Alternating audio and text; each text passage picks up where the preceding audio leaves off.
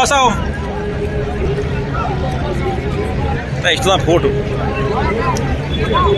उमर साहब यहाँ से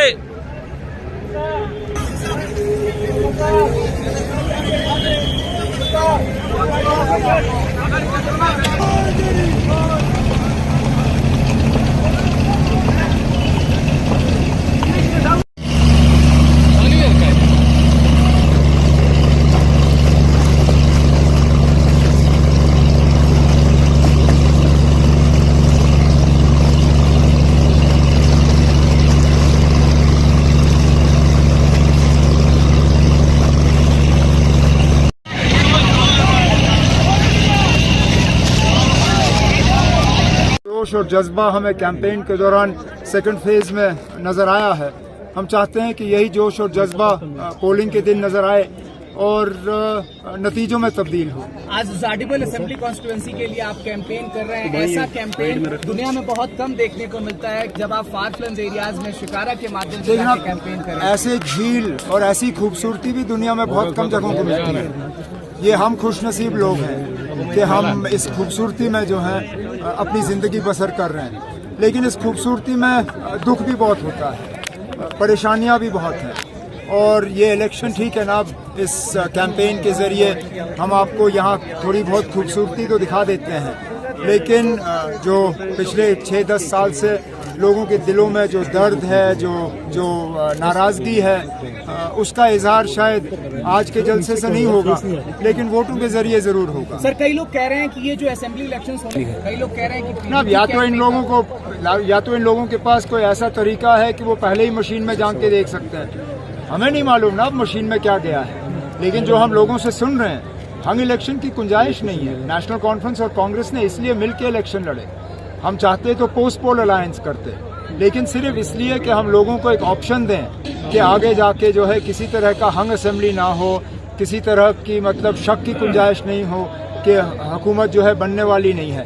बीजेपी वाले चाहेंगे कि हंग असेंबली हो, वो तो चाहेंगे कि उनको एक बहाना मिले यहाँ गवर्नर रूल को जो है और इसको लंबा खींचें, लेकिन जम्मू कश्मीर के लोग इस बात की इजाज़त नहीं देंगे। राहुल गांधी जी और आप एक अलायंस करेंगे जरूरत पड़ने पर?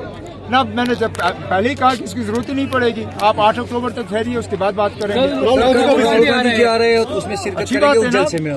अच्छा है कि राहुल गांधी जी आ रहे हैं।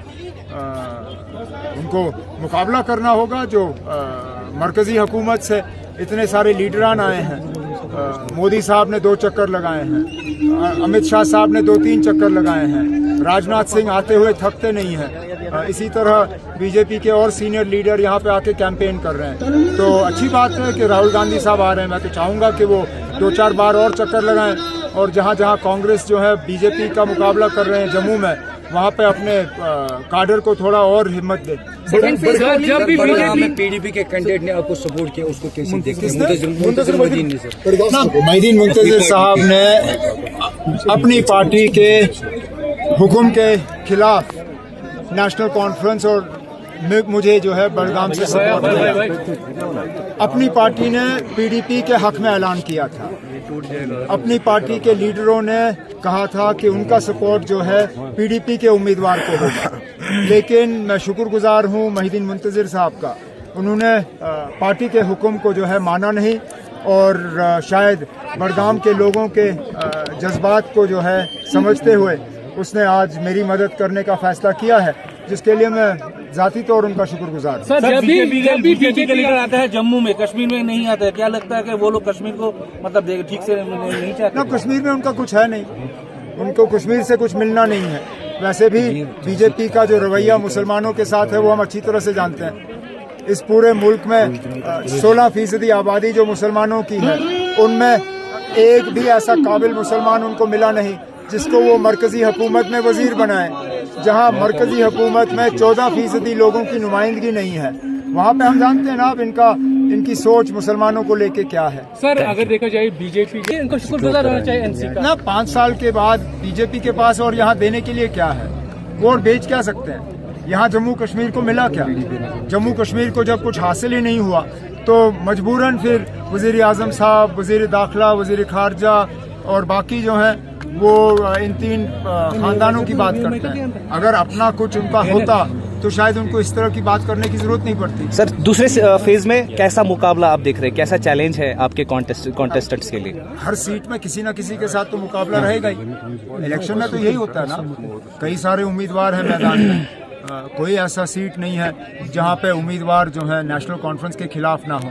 और आप देखें तमाम पार्टियां, छोटी बड़ी, मरकजी या रियासती पार्टियां, अगर किसी एक तंजीम को निशाना बना रही हैं वो नेशनल कॉन्फ्रेंस को निशाना बनाते हैं।